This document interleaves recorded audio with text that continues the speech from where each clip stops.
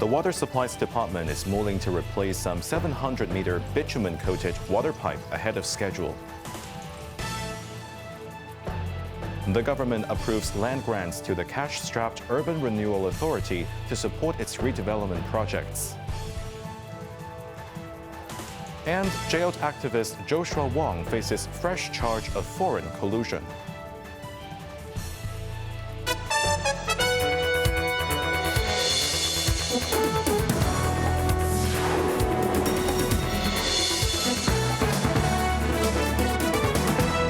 Good evening, you're watching Cable News. I'm Jeremy Zhu.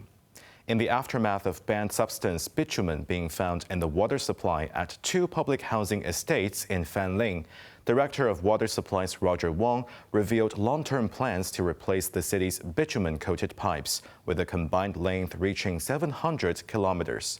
Evelyn Bai reports. Speaking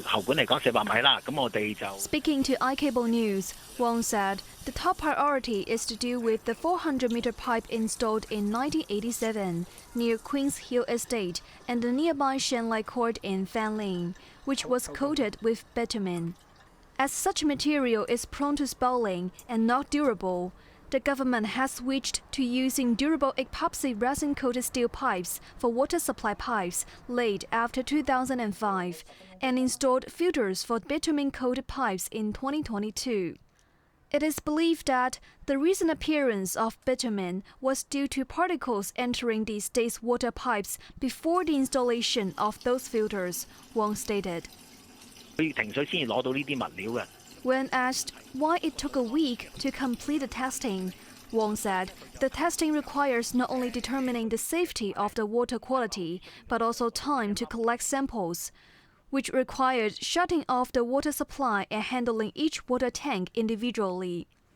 It was not the first instance that bitumen was found in the city's water supply.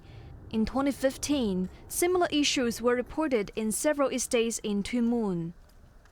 Over the years, water quality incidents have also been recorded in Shao Kei Wan and Tseung Kwan O, affecting both public and private housing.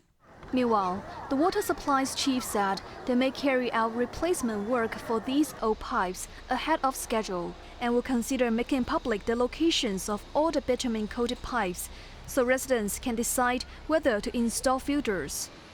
Evelyn Bai, Cable News. In a rare move, the government has granted the Urban Renewal Authority two major sites at a nominal premium of $1,000 each for 50 years in a bid to boost the URA's finances for ongoing projects. Bess Leung reports. The Chief Executive and Council approved the allocation of two plots, one on Bailey Street in Hong Kong and another in Tseung Kwan O Area 137, to the URA by a private treaty for a term of 50 years, which will see the two plots to be rezoned for residential use through town planning procedures. The URA said it will use these sites to enhance its cash flow, support ongoing projects, and help acquire properties for 6 major redevelopment schemes through 2027 to 28. Secretary for Development Bernadette Lin emphasized the URA's pivotal role in urban renewal, highlighting its district-based approach in urban planning to foster holistic development and livability. The Development Minister acknowledged the challenges brought on by high acquisition costs and a sluggish property market, leading to buy high, sell low scenarios and even tender failures, affecting the URA's cash flow. She added that granting plots at nominal land premium has long been one of the major government support measures for the URA. The site on Bailey Street, with a net area of 7,610 square meters, would have an estimated total gross floor area of about 68,500 square meters with a plot ratio of 9. The Tseung Kwan O site has a net area of about 9.15 hectares, yielding a total gross floor area of over 700,000 square meters.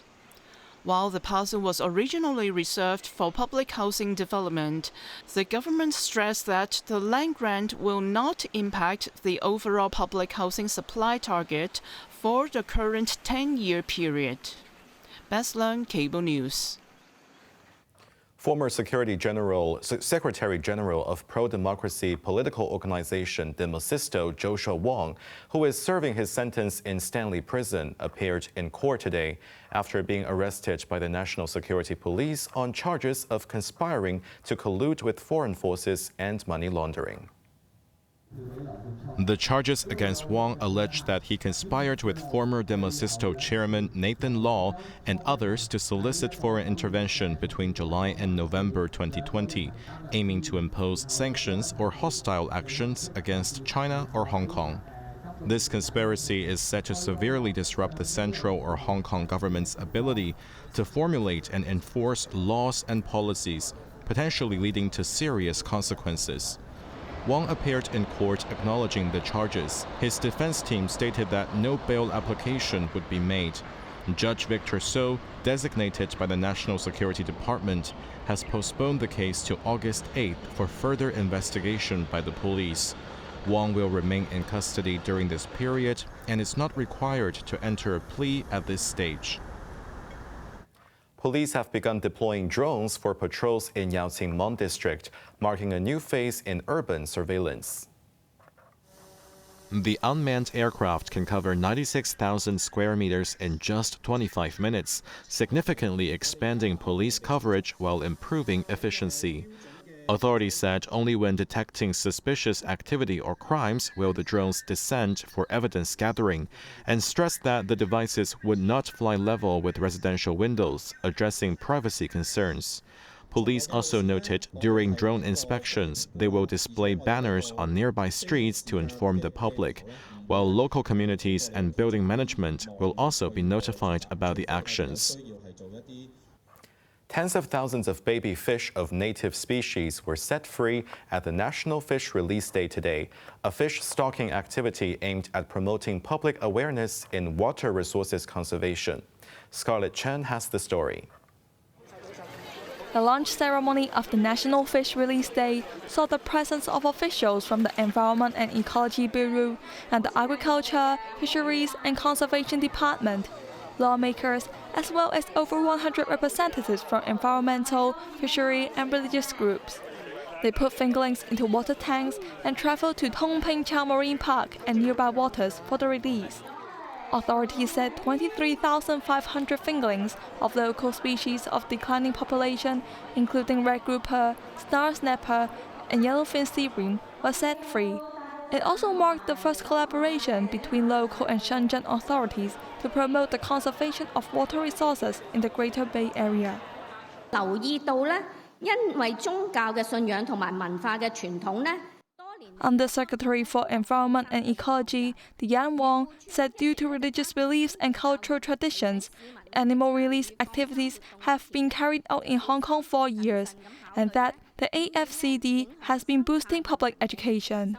She urged residents to think twice before participating in release activities and do it in a science-based way, to avoid affecting the ecology or causing unnecessary suffering to the animals. Scarlett Chen, Cable News. Russia mounted an intense and sustained barrage of Kyiv and other cities overnight in response to the Ukrainian attack on Russian bomber fleet. At least 4 people were killed in the capital and over 40 were wounded across the country. U.S. President Donald Trump compared the war to a brawl between children, saying it may be better to let them fight for a while before pulling them apart. Anna Chen reports. Multiple explosions were heard for hours early Friday in the Ukrainian capital, where falling debris sparked fires across Kyiv as air defense systems attempted to intercept incoming targets. Many apartment buildings were hit and residents were evacuated. They were urged to seek shelter in metro stations or in underground car parks, as rescue operations were ongoing. Operation of the city's metro transport system was also disrupted because some tracks between stations and trains were damaged. It was part of a wider overnight assault across a broad swath of Ukraine. Surveillance footage showed the moment of the strike on high-rise residential buildings in the eastern Ukrainian city of Kharkiv, while most people were sleeping. Ukrainian authorities said Moscow used over 400 drones and more than 40 missiles overnight. Meanwhile, Russia claimed it intercepted 174 Ukrainian drones and 3 Ukrainian missiles over the Black Sea.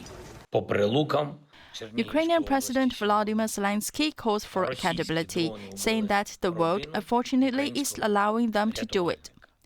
Meanwhile, U.S. President Donald Trump said it might be better to let Ukraine and Russia fight for a while before pursuing peace. Sometimes you see two young children fighting like crazy. They hate each other and they're fighting in a park. And you try and pull them apart. They don't want to be pulled. Sometimes you're better off letting them fight for a while and then pulling them apart. Trump said he had given the same analogy to Russian President Vladimir Putin in their phone conversation on Wednesday. Anna Chan, Cable News. An extraordinary public feud erupted between U.S. President Donald Trump and his one-time ally Elon Musk, with online insults and threats. Trump said the Tesla CEO just went crazy, while Musk accused the president of ingratitude. Anna Chen has more details. The bromance between the world's most powerful leader and richest man is over. After leaving Trump's administration, Musk continues trashing the Republican spending bill. Tensions finally bursted into public view when Trump spoke candidly about his disappointment with Musk yesterday during the meeting with German Chancellor Friedrich Merz in the Oval Office. Look, Elon and I had a great relationship. I don't know if we're well anymore, but I'm very disappointed in Elon. I've helped Elon a lot. People leave my administration and they love us. And then at some point they miss it so badly, and some of them embrace it and some of them actually become hostile. I don't know what it is. It's sort of Trump derangement syndrome. Within hours, an extraordinary social media feud erupted as Musk accused Trump of ingratitude, posting, "Without me, Trump would have lost the election." Trump then threatened to cut subsidies for Musk's companies, adding that Musk just went crazy. Down the escalating spat, Musk dropped the really big bomb and claimed Trump was implicated in the Epstein files regarding the late billionaire sex offender Jeffrey Epstein.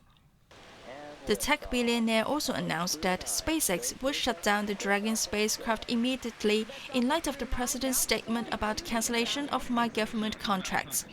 However, he later walked back the decision of decommissioning the Dragon. Amid the online fighting, Tesla's shares fell 14% on Thursday, wiping more than $150 billion off the electric vehicle company's market value and marking its biggest single-day drop in market cap of all time. Anna Chen, Cable News.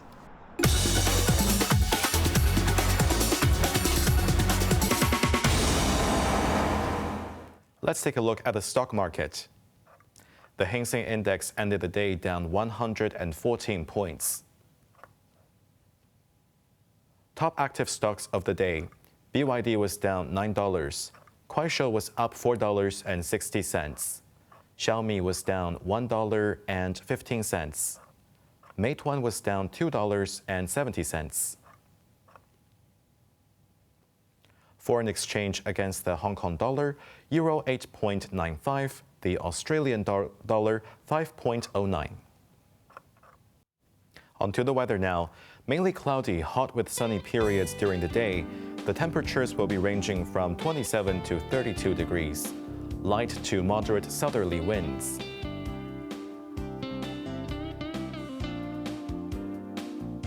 That's our news tonight. I'm Jeremy Zhu. Thank you for watching and good night.